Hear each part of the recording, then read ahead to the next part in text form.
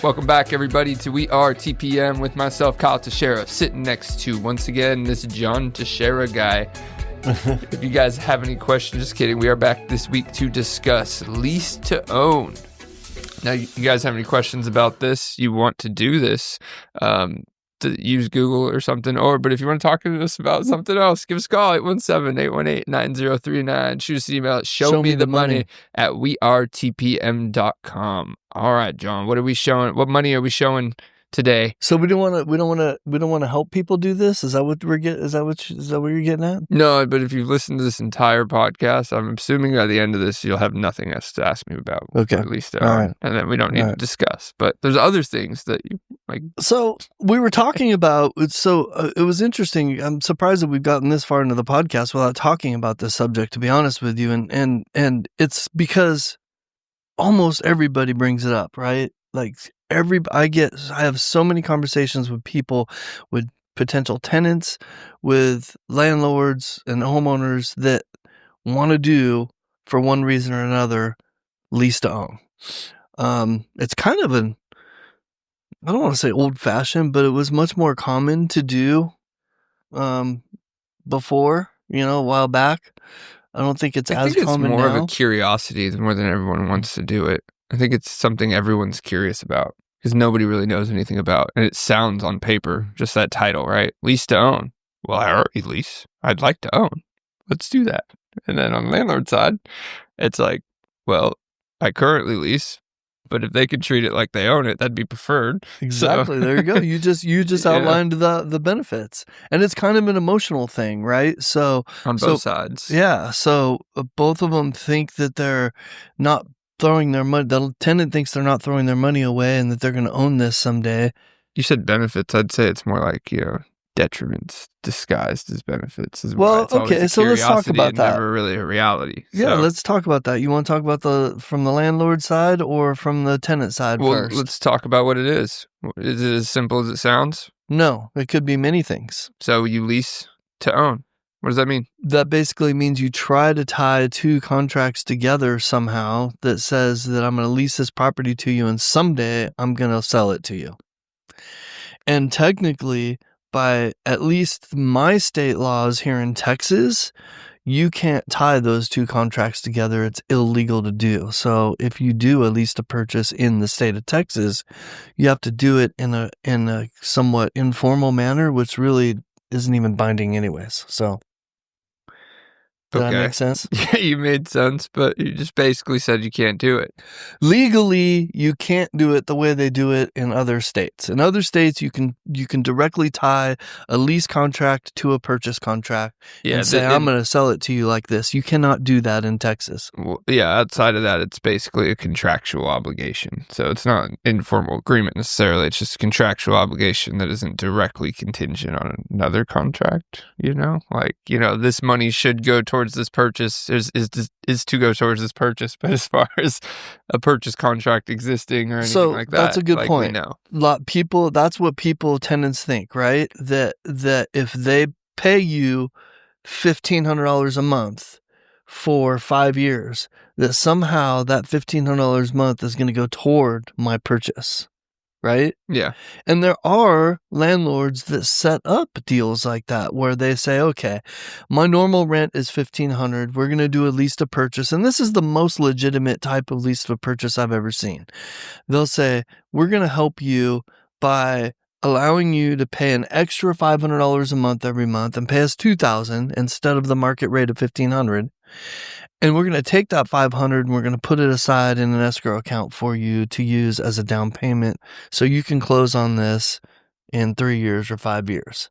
I have seen investors in the 90s. This was actually a pretty prevalent practice in the 90s. I have seen investors do this, especially in markets that are priced higher where affordability is an issue, right? California, New Jersey, the East Coast, those markets have notoriously, even back then, affordability was always more of an issue than the rest of the flyover states. Do we have to start saying DFW? Do you just start including DFW? No, I'm just kidding. It's getting there. It is getting there. It's getting there. But yeah, so lease to own, right? No. So you why? So that what I just demonstrated to you, Kyle, was the most legitimate type of lease to own that I have personally ever experienced or seen, and actually makes sense for both parties. But it is rarely what is done. Yeah, and I think it's because it sounds so good in the name and on paper, because people, like, we talk about the different avenues and different tools you can go in real estate, or really just do anything. Knowing the other stuff that exists, the only question you have is like, why would you do this? Like, well, why does that make any sense? Sounds like extra steps that are just put you at a liability or put you in a risky situation that you didn't need to be in. I've never heard of a lease to own situation, at least in the state of Texas, that made sense to me. And that's mainly because it doesn't make sense it's not that it didn't make sense why you did it. It doesn't make sense why you didn't do something better, because there was better options. You may not have known about those options, of course. And, but lease to own is one of those things, like in a lot of industries, where it's kind of like the thing a lot of people are curious about, and sounds great, but never really works, right? There's probably 1 out of every 100 that it sounds like it worked better off than it would have. The other ones likely don't end up with the own part. The sale never actually occurs. I'd probably, the case. I don't have any stats on this, but just from what I know, it's probably more of these end up in court than end up sold. Probably not wrong about that. It's probably a pretty close ratio, even if I am wrong. But why would I say that? Why do they end up in court? Well, and what goes wrong with it not owning? Usually the two things are the same. What most people don't realize, if you do a lease to own and you pay the lease for like 3 years, and even in John's scenario, you put it in an escrow or whatever, if you end up not buying it, or 3 years later things change, you can't afford it, you can't get pre-approved, whatever the reason is, well, now you just leased for 3 years at $500 extra a month in your example. That escrow doesn't go back to you. That's I'd say 99 out of 100, that escrow becomes the seller's for doing it. That's your cancellation fee. And when this became prevalent in the 90s, that was the sales pitch for landlords to do it. So because you would get extra money, and the chances of the tenant actually closing were really low. So I don't know, that seems like a disingenuous way to do business to me, but that is an advantage. It is absolutely a financial advantage, and you could absolutely do that if that's the way you want to run your business or run your rental empire. Well, like, seller financing exists as one of the alternatives, right? And that's what we've talked about, is like, all right, well, why not structure this as a seller finance deal? Okay, well, there's no money up front. Well, okay, then maybe do that for a year, and then the seller finance deal kicks into place. Those kind of lease to purchase might make more sense, but longer term things, don't make sense, because a lot of these lease to owns, like, they're still based on you qualifying, being able to get a mortgage when that time comes. Well, now you have a down payment, now you can't qualify for the house. Or did you lock in a price when you did the lease to own? Now that the price has gone up by $100,000, does the seller now want that $100,000 more on the sales price? Well, even if you did lock in a price, as John said before, these contracts aren't binding. So, now the seller can say, well, no, now you got to pay market value. These things, there's so many possible negatives. There's so many possible liabilities. There's a lot of ways. If the seller just decides, what, here's your escrow, the house has gone up by $200,000. I'm just going to give you your $15,000 escrow back, and I'm going to go sell it. And you thought you were leasing to own it for the last 3 years, and nope, I just decided different. And what's your recourse there? Neither the landlord nor the tenant in that situation actually knows what's going to happen in the future, which is why they all make the decisions that they make. Yeah, if they knew the future, they probably wouldn't. In the scenario I just described, say it was like $15,000 in that escrow, and they give it back to you and sell it for $200,000 profit. That was their decision to do. Well, you go sue them. Well, as you said, it's illegal to bind those two contracts. And he refunded your escrow money. So the part of the contract that he violated wasn't legally binding, so they're going to throw it out. So it's just too And keep in mind, There's scenarios that work. Yeah, but you're talking about Texas too. So if Yeah. anybody's listening to this from another state, every state has their own laws about how to handle this. But the bottom line is the chances of it going south and the chances of it not coming to the conclusion you think it's going to come to are extremely high.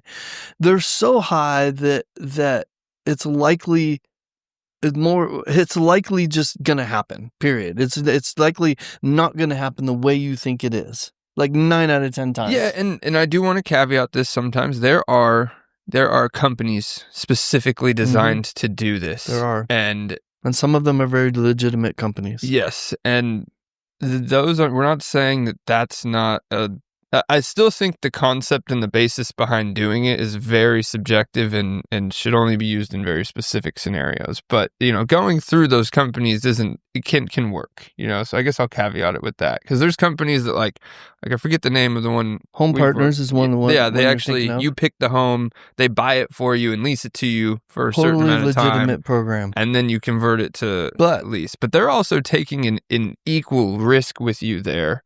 In my opinion, they're letting you pick the home, and they are. If you don't buy it, now they're stuck with it, and they're okay with that. So that's the reason why they do it, is they're okay with gaining inventory. But they're very open about the fact that you don't have to purchase there. So they've taken all the negatives that we're talking about, that we haven't gotten into some of them, but they're taking all the negatives out of their contract. Because you as the tenant, you don't have to purchase. Yeah. You have the option to purchase, but you don't have to. They're not going to cry if you don't. The tenant doesn't have anything to lose. They're not going to lose any more money if they don't. It's just a tenant-landlord obligation and a standard rental contract. So, Kyle, here's the thing. What I try to tell people is when you do a lease to own, what you do is you take two transactions, try to merge them together and way overcomplicate it. When in fact, you're not ready to purchase. So why are you even negotiating a purchase if you're not ready? If you don't have the down payment, if you don't have the credit, if you don't have blank to purchase, then why are we even talking about purchasing in any form whatsoever? Just rent so that you can have the freedom to rent what you want at whatever price you want with no further obligation and no further financial output. And then when you are ready to buy, then go buy. Yeah, I mean, whether it's the same house or a different house. And if lease to own is on the table, there's probably a reason on the landlord side, right? Exactly. So it's going to benefit the landlord. It shows a willingness to sell the property to you, but also not a willingness to not lease it and sell it out on the open market. So, you know what you want lease to own in that scenario? Do exactly you can protect your liability, lease it, put your money in your own escrow account. Exactly. And then ask the guy 3 years later, hey, can I buy it? And you'll have even more money then. You'll effectively do the exact same thing without taking any of the risk. And that's the most basic alternative. There's I tell different people ones. Exactly that all the time.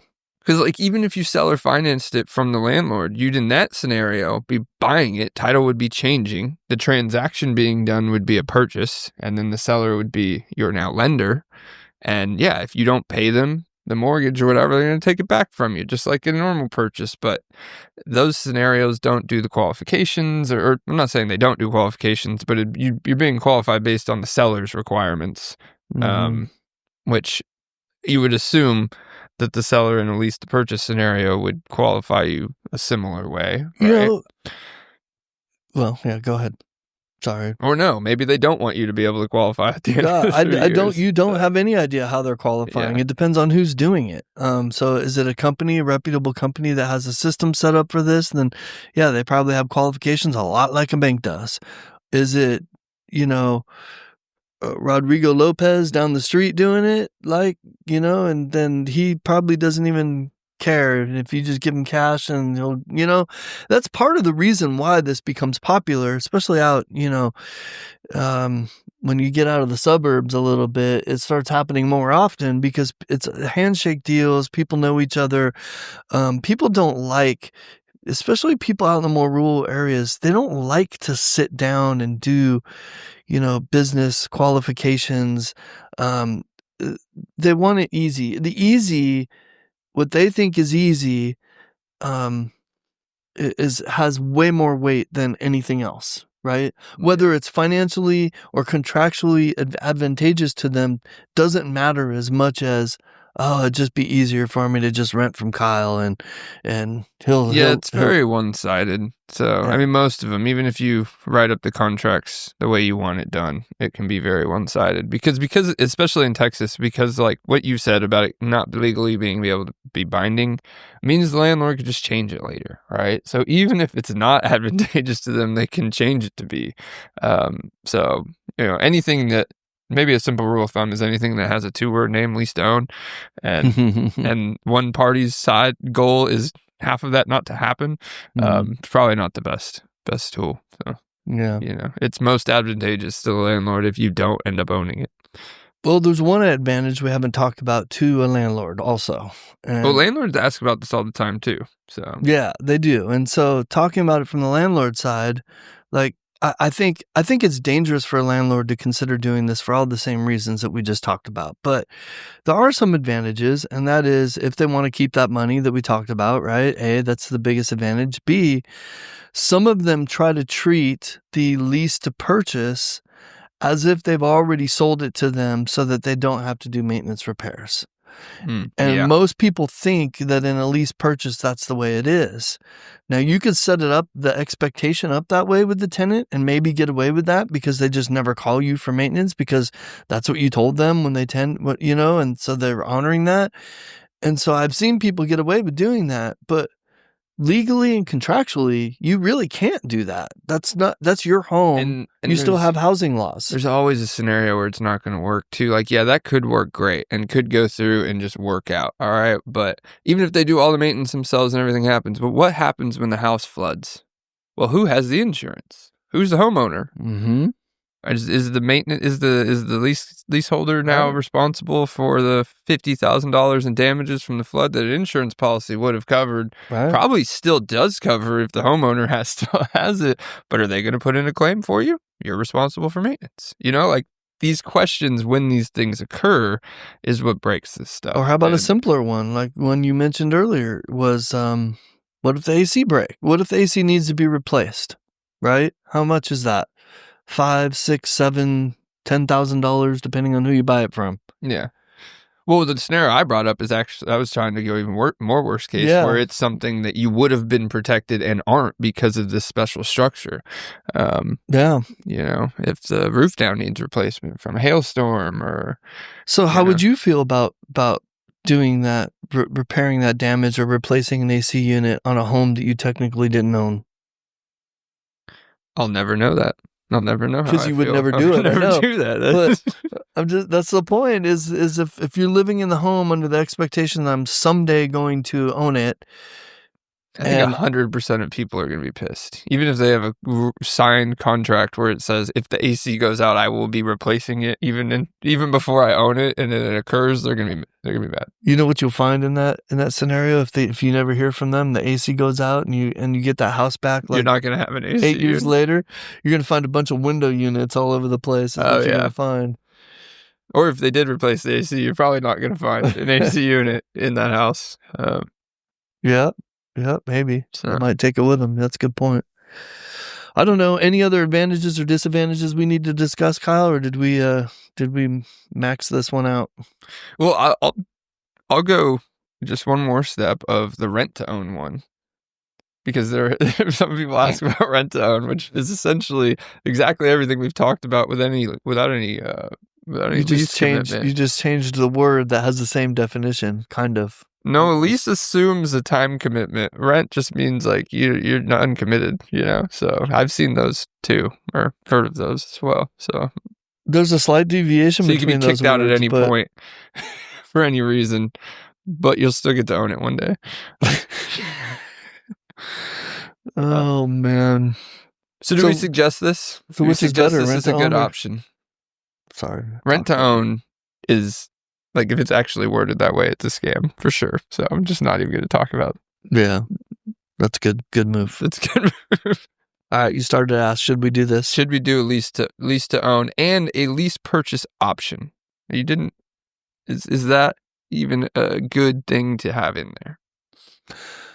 So if you find a program like the one we referred to, and there's another one, I can't think of the name of it, but and there's other companies that do this, but the one we referred to at Home Partners, if I have a client, a kid, a family member that wants to do that, I have no reservations whatsoever. There is no disadvantage to them to do it. If I wouldn't do it with anybody else, with any other type of program. I wouldn't do it with an individual that was trying to offer it to me. I wouldn't do it with a small investor trying to offer it to me. That's probably the worst case scenario. I just wouldn't do it unless it was a larger corporation that had a system in place and there was no financial or contractual disadvantage. Otherwise, just don't do it, period. I mean, if both parties completely understand and disclosed all the risks we just talked about and they still want to do it, then sure. I mean, it's not like if you accept all of those things, then, then do it. But otherwise, no. From a landlord side, I would say if you insist on it, then fine. I mean, if it just depends on how you negotiate it. And there are some things that can help that. Like I've seen, I think Home Partners does this where like it increases after year, like 2 or 3, or even the first year. I think that they predate the appreciation in there. It progresses every year. So if you buy within the first year, there's a set sales price and a set rental amount. And then when you get into the second year, there's a new rental amount that goes up and a new sales price that goes up. And then third year, same thing. And then if you don't buy by the time the third year goes, then they have to create a whole new lease agreement with you, or you walk. So, or you buy it. You think if you walk in that third year, it works out in their favor? Well, when they started this and homes were appreciating the way they were, the answer was heck yes, it did, because they ended up with a home that was worth way more and somebody else paid for it while they were renting it. And so, yes, but I mean, in theory, it doesn't sound like the worst thing for them. Like, you're getting a guaranteed renter day one on the purchase of an investment house that is going to treat it as if it's their new home, hopefully. And you had a seller do all the repairs. Okay. Because they negotiate all the repairs. Who replaces the AC when it goes out in a Home Partner's house? Home Partners. There you go. Make sure to do it with a good program if you do it right. But we don't suggest it. Talk to a lender.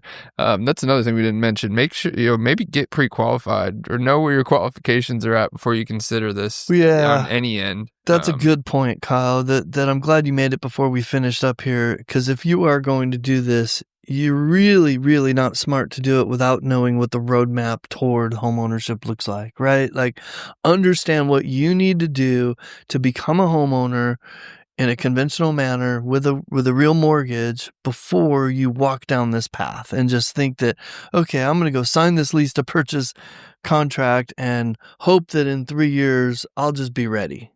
No, you need to know what you need to be doing and not doing during that 3-year period to be ready so that you are ready. Otherwise, you won't be ready. Guarantee it. Get ready to get ready. Get ready to get ready. Ready to get ready. I like it. Did we kill this one? You got to get ready if you're always ready. Yeah, we killed it. All right. If you guys have any questions about lease purchase or want us to repeat these risks and the pros, don't need repeating, but give us a call, 817-818-9039. Shoot us an email at showmethemoney at weartpm.com, and John and Kyle are out. We gone.